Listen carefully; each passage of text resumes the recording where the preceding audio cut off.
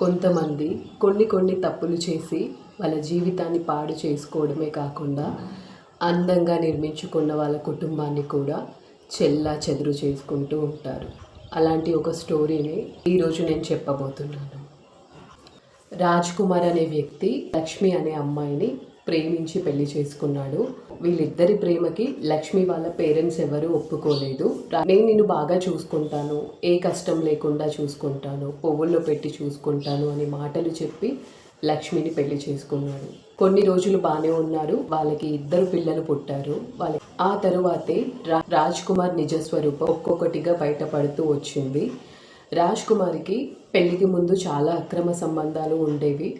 తన కోరికల కోసం తన అమ్మాయిల వెంట పడుతూ ఉండేవాడు. చాలా ఎఫైర్స్ మెయింటైన్ చేశాడు. అదే కాకుండా అది పెళ్లి తర్వాత కూడా రిపీట్ చేశాడు. అక్కడే తప్పు జరిగింది. అక్కడే లక్ష్మికి, తన పిల్లలకి అన్యాయం జరిగింది. ఆ స్టోరీనే ఇప్పుడు చూద్దాం. రాజ్ కుమార్ వాళ్ళ ఇంటి పక్కనే సరిత అనే ఒక అమ్మాయి ఉండేది. ఆ అమ్మాయికి 17 years మాత్రమే. ఆ అమ్మాయి వెంట పడ్డాడు ఈ రాజ్ కుమార్. మైనర్ అమ్మాయి, మేజర్ కూడా కాదు. ఆ అమ్మాయి కూడా ఇతని దగ్గర ఉన్న డబ్బు కోసం ఇతన్ని ప్రేమిస్తున్నట్టు యాక్టింగ్ చేసింది. తను చేసింది యాక్టింగ్ మాత్రమే, కానీ ఆ యాక్టింగ్ వల్ల లక్ష్మి జీవితం అన్యాయం అయిపోయింది. తన జీవితమే కాదు, తన చిన్న పిల్లల జీవితం కూడా ఆగమాగమైపోయింది. సో ఈ సరిత అనే అమ్మాయి చుట్టూ తిరగడం, ఆ అమ్మాయి కాలేజ్కి వెళ్తే ఆ బస్ దగ్గరికి వెళ్ళడం, ఆ అమ్మాయి చుట్టూనే తిరగడం, ఆ అమ్మాయి కాలేజ్కి వెళ్ళేటప్పుడు ఆ అమ్మాయిని ఫాలో చేయడం, ఎప్పుడు ఆ అమ్మాయితోనే తిరిగేవాడు ఈ రాజ్ కుమార్.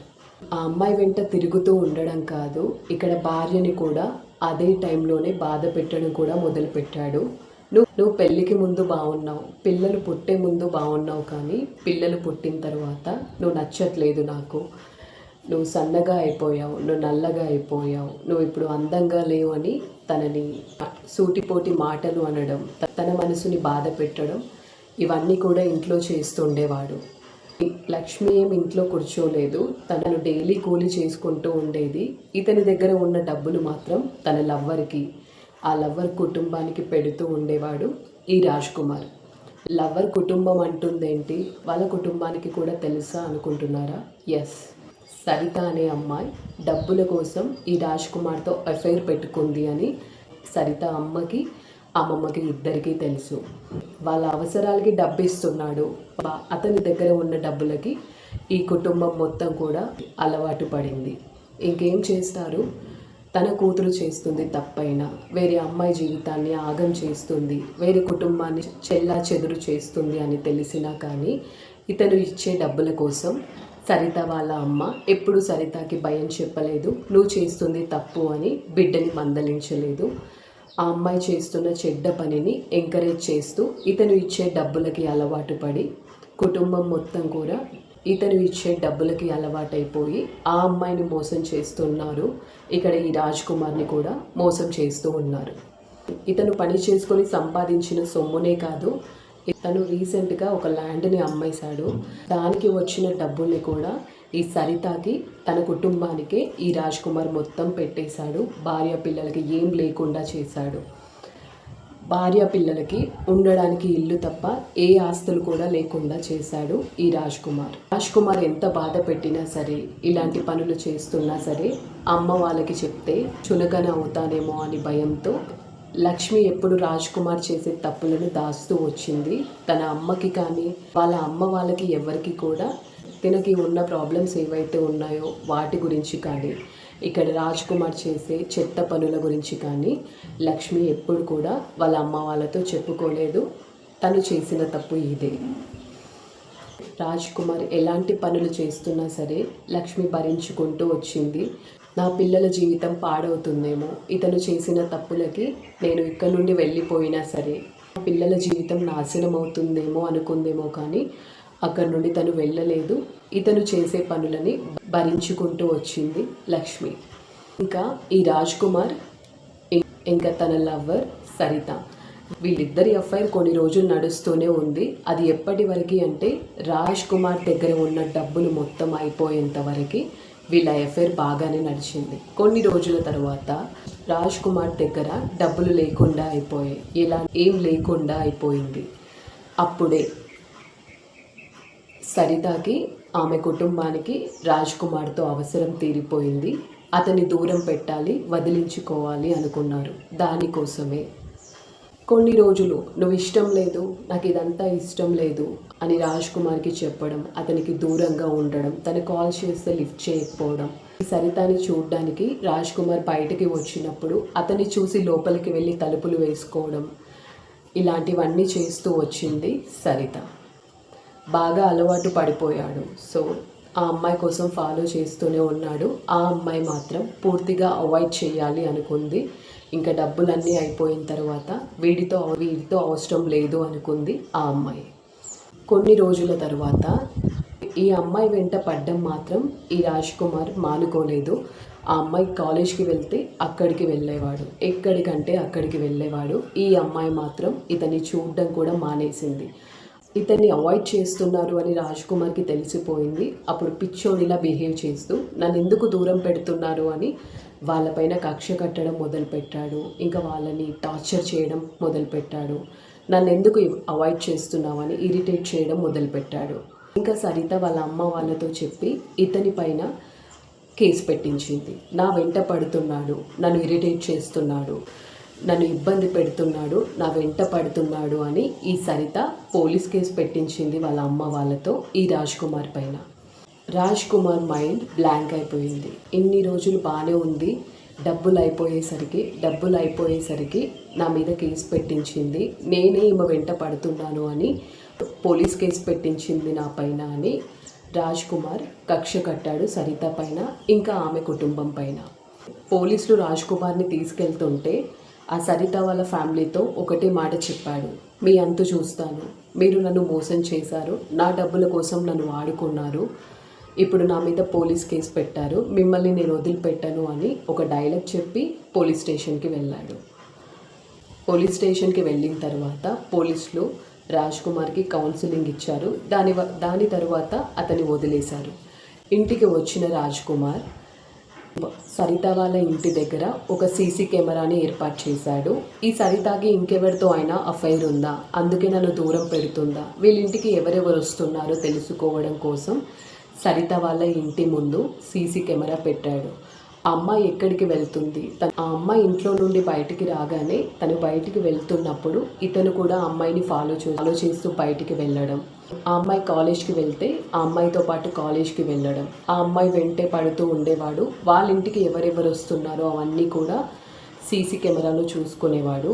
కొన్ని రోజుల తర్వాత రాజ్ కుమార్ వెంట పడడం బాగా ఎక్కువైపోయింది. రాజ్ కుమార్ టార్చర్ ఎక్కువైపోయింది. డబ్బు పోయింది, ఈ అమ్మాయి కూడా పోయింది. రాజ్ కుమార్కి ఇంకా పిచ్చి పట్టింది.